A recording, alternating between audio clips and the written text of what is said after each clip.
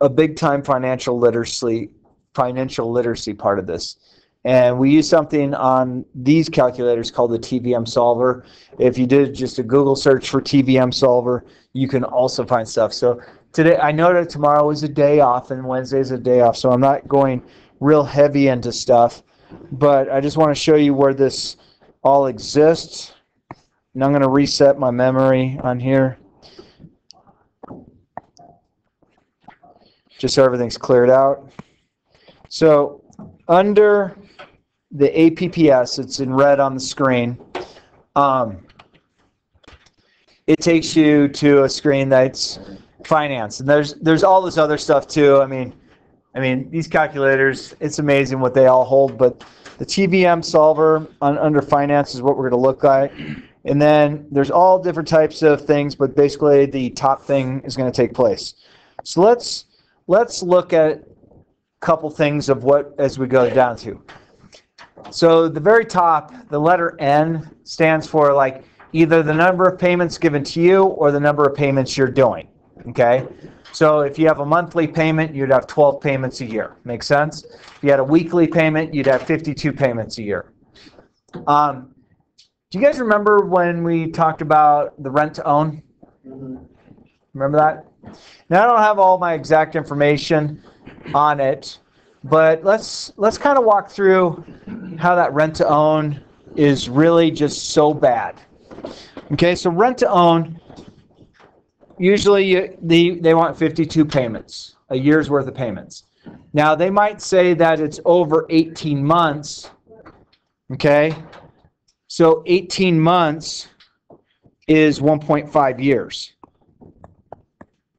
Which basically means as I move down, that means I'm going to make 78 payments. Okay? There is an interest rate that it comes along with any of their stuff. They hide it very well. And a lot of times it might be like it's like let's say it's like 12.37% interest.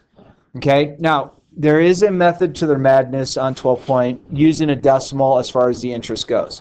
Okay, and they have an obscure decimal they use. Each time that decimal ticks up a little bit more means that company's making more and more money off of you. Okay, but let's say, hey, good to see you. If you need to borrow one of those calculators, we're kind of getting used to these. So let's say we wanted to buy that television that you could probably buy at Target or Walmart or Best Buy or any of these things. Let's say we know that it's a $500 television. Okay, they also know it's a $500 television, but they want to charge you more. Okay, so we want to see what things are. So the payment is what we want to figure out in a second. Future value is we want to get it down to be 0. And then the P/Y and the C/Y, for the most part, just make it 12, and they'll come out to 12 both times, meaning it's 12 months in a year. Okay? So here's the tough thing. If you're going to make this payment, and I want the future value to be 0, it's going to tell me what my payment is if you go alpha enter. Okay? So that basically means that we're going to make a payment of $9.36. Does that seem like a manageable payment for you guys? How many payments am I going to make? 78 payments. So 78, 936 times 78. Okay? So that TV is going to cost you $730.08. Okay? Now, is that bad, good, or indifferent? Well, if you go back into apps and look at finance one last time at our stuff, it was a $500 TV in which they're making some money off you. Okay? So this basically allows you to figure out what payments will be. This works the same way. You go and buy a car, you want a 5-year loan on a car. There's 12 months in the year. You just move it down and tells you have 60 payments. Okay, 12 months times 5. Your interest rate on cars, I've seen cars that are at 4.25%, Okay, they go up and down. Okay, if you bought yourself a $35,000 car, and we want the future value to become 0, if I hit alpha enter, it's going to tell us, whoops, I wanted this to be 0, future value to be 0. So alpha enter. So that means your $35,000 car is going to cost you $648.53 a month. Okay?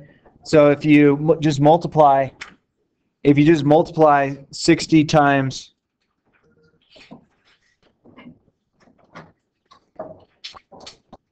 648, 53, that means your $35,000 car is going to wind up costing you $38,911. Okay? Is it worth taking out a loan? And you guys, did the Schoology part 2, right? Yeah. Cool. So is it worth, in your opinion, for the convenience of owning a car, is it worth it to you that you're going to have about $4,000 extra dollars you've given them for a car that costs $35,000, for a car that depreciates in value? I mean, you have to honestly look at what's best for you. Okay, so right now we're at $38,911. Okay, well, let's adjust this a little bit to see what would be better. Do you think you might have a trade-in or a down payment on a car? I'd say that's possible. So let's see if we can move our $35,000 down. If you're going to buy a $35,000 car, how much do you think you might want to put down on it? $5,000? So we're going to change this to $30,000 that we're going to finance. Okay? Alpha enter. So now we put the original $5,000 down on a car, and then we have a payment of $555.89 times 60 payments. So your $38,900 or your $35,000 car that you bought, that if you financed 100% of it, you would pay $38,911.80. If you put $5,000 down, it's going to reduce what you pay about $650 less. So if you put $5,000 down, you save $650. But here's the trap. Is it worth you giving up that $5,000 right now to pay roughly $600 less in 5 years? No. And I just don't know what the answer is. I'd say if that's your only big product you buy, hang on to that $5,000. You know, don't spend it. I mean, and it's just a matter of you looking at what value is going to be best for you. And I love the thoughts on it, because you don't know what the ideal thing is. It's a matter of understanding how money works and how things compound. And this can be used to show how much your net worth would be. So the people who bought my house, they have a 30-year loan. Okay? So they're going to have to pay 360 equal payments for the house they bought. Bless you. Because Yeah. So the people who bought my house, I was able to see their paperwork, because when you close on a house, you get to see what the other people are doing. So their interest rate is 6.25%. They financed $630,000. Okay? This is frightening to me. This is a frightening thing. I don't have the payment yet that I put up here, But these people they basically put 50 down on the house for a $630,000 mortgage payment. So I sold the house roughly for $680,000. Okay? So their payment is that a month for 360 months. Okay? Now let's take it one step further. 3879.02 times the 360, not divided by, times the 360 payments. Anyone want to take a thought at how much if these people who bought my house that I just sold, anyone want to think about how much they will have to have paid for a $680,000 home in which they financed $630,000 on? Over $1 million. Yeah. It comes to almost $1.4 million. Okay? So, and the thing is, I got to meet the people yesterday who bought my home. And the husband is a principal of a charter school somewhere in Denver, and the wife is a teacher someplace in Denver, which I kind of look at that going, you're going to have, that $3879 does not include taxes, does not include your insurance. Anytime you have a loan, they lump a bunch of stuff in there. They want to make sure you're paying your homeowner's insurance with it. So that payment actually goes up quite a bit. I would say they're probably going to be spending about $4,200 a month just to have the home on a minimum. So they are dropping roughly $50,000 a year to live in my house that I sold them. You're starting to pick up those values a little bit. That hurts. And I'm not saying if you go buy a house, should you go into debt buying it? Well, sure, that's fine. The thing about homes is, for the most part, homes are going to increase in value. It's a positive asset that you buy. We all want to live someplace, but what could you do better to offset it? And the scary thing is, unfortunately, you guys' generation, not you guys right now because you're smart because you had me, but you guys as a generation, and even my generation, people don't want to save. Okay? Honestly, would it have been better if these particular people who bought my home, now don't get me wrong, I'm thankful they bought my home. They bought my home 18 hours after I listed it for sale. I'm happy about it. Okay? I'm real happy about it. But I'm sitting there, I'm just like, as I'm chatting with these people, I'm thinking, oh my gosh, if you're making $200,000 between the two of you, and 25% of what you're bringing in is your house payment, that scares me. Because that means that these people aren't going to be saving as much as they wanted to. Does anyone else in here think that almost $3,900 is a lot to pay for something every month for 30 years? Yeah. Wait, so does you or the bank get the money from the interest? So, the bank, they've lent you the money. So basically, they're going to more than double their money that they lent you over 30 years, which is crazy. So, if you came to me and said, "Hey, Stirrup, can you loan me $100?" Me to you, I'll give you 100. I hope you give me 100 back. I'm not going to charge you money on top of that money. But a bank, if you say, "Loan me $100," they're going to charge you a borrowing fee. Okay? And this is just kind of, how are you going to go through life? How do you want to go through life? I mean, the hardest thing in the world is to recognize, or don't fall under the trap of people saying, don't worry about saving money. And I've heard all of the things.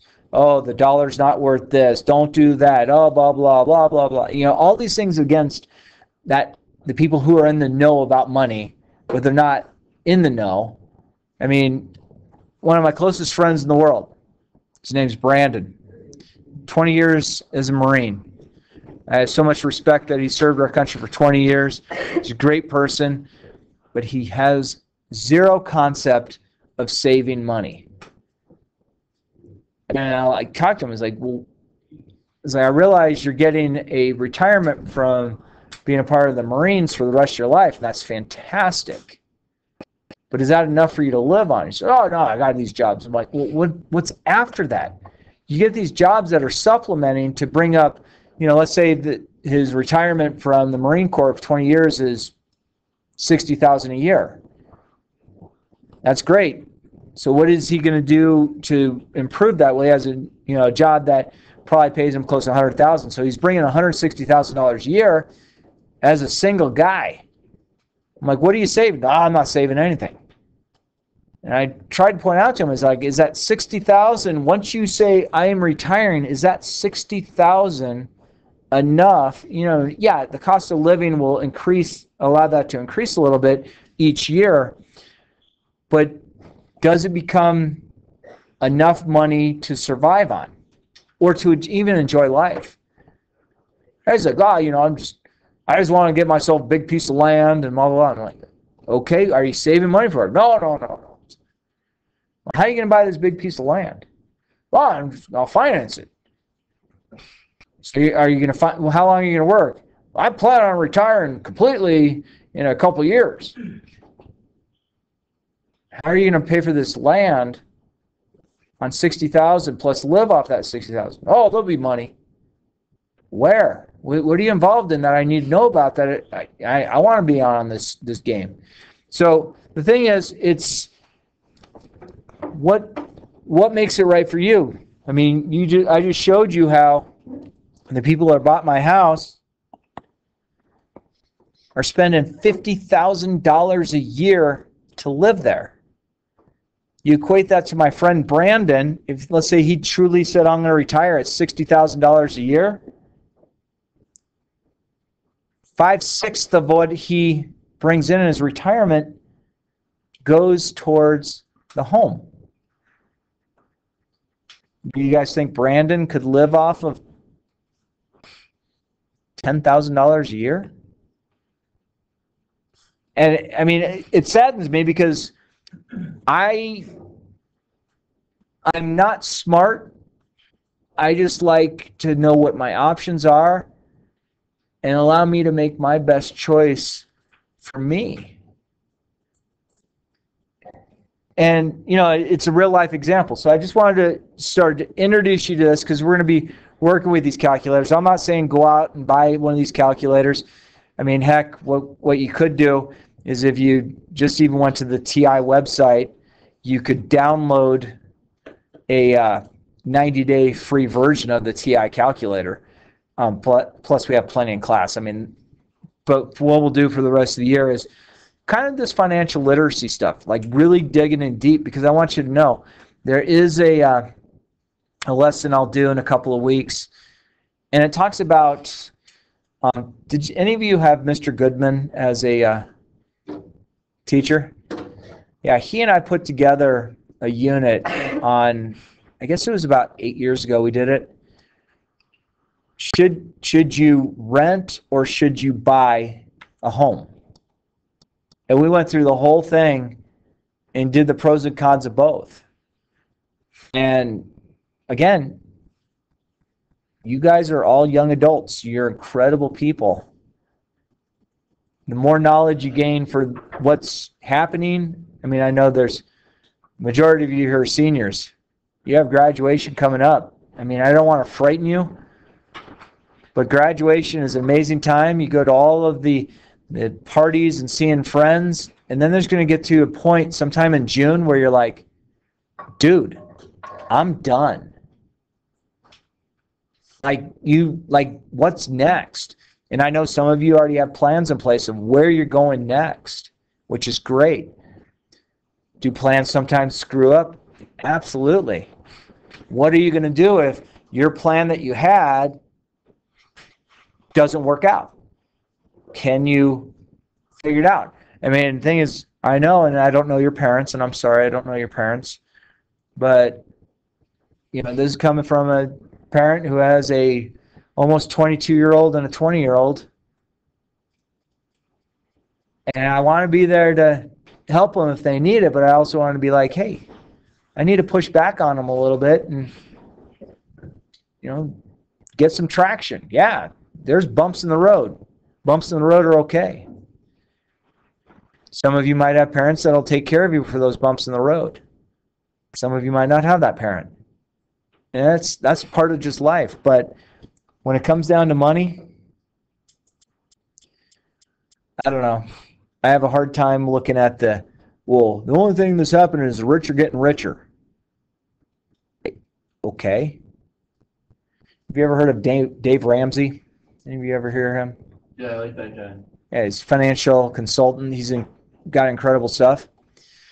He pulled he did a survey of, and it was a random survey of 40,000 millionaires. Does anyone want to know what job was the number one amount of millionaires in the United States? Financial plan, yeah, it had to do in the banking.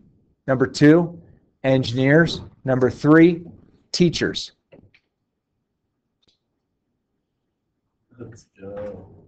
Think about that.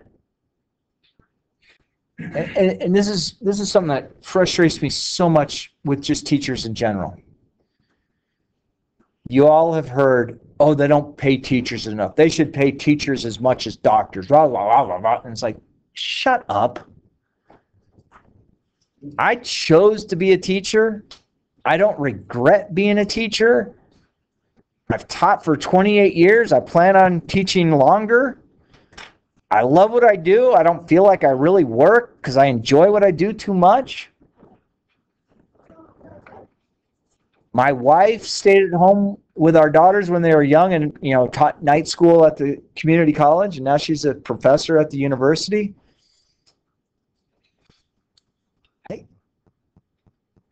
God, do I need them to pay teachers more?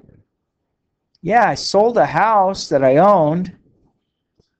I paid cash for a $730,000 house as a teacher. Friends, where in the hell do I need to make more money? That's what frustrates me so much about teachers. They bellyache about what they make, and it's like living within your means. If you can get to that fathom, the hard thing is you're trying to keep up. Any generation, you're trying to keep up with what your friends have. Anything that's making you happy, and you realize you're working harder and harder and harder, trying to get what they have. Or you can be happy with what you have and happy with who you are and happy that you don't owe anybody. Yeah, I have 3 of my closest friends. 2 of them are twin brothers. Brian Shemp is one of my closest friends. Brian Shemp's father is Paul Shemp. He was one of the founders of Motorola. Kind of a small company, huh? Brian will never work a day in his life. He's a trust fund baby. Okay? I've been to Brian's house on the side of Camelback Mountain in Arizona. Easily a $45, $50 million home. He didn't work for it. Dad took care of him. Then there's Travis and Damon Jacobson.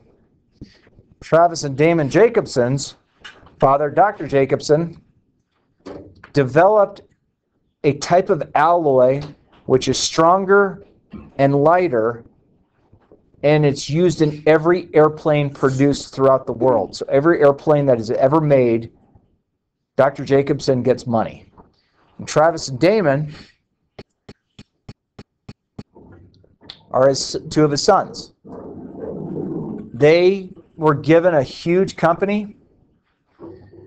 Travis married a supermodel from Switzerland and lives in Europe and just travels around Europe. Damon, he's on his third Lamborghini. They don't work. Now, if I was worried about what they had and said I need to be where they're at, I couldn't do it. It's not me. Okay? Am I friends with these guys who are multimillionaires because of who their parents were? Yeah. Are they happy? I don't know. Seems like it. But I'm really happy with who I am. So, that little advice I wanted to just give you, be happy with what you have. Be thankful for what you have. Sitting around belly aching about, oh, you should give us more. My entire career, I've been told by people, you guys don't make enough money. Okay. Why is that? Well, teachers are always in debt. Yeah, a lot of them are. Not me. What did I do right? Don't know. But I learned to live within my means. So again, this is just kind of an introduction to this stuff. I'm not trying to be doom and gloom. I just want to educate you on just money. What's a good way to keep it? So, if you borrowed one of my calculators, if you put it back in my little caddy, I appreciate it. But I understand that tomorrow is a day off as well as Wednesday. Am I correct? This is the stuff we'll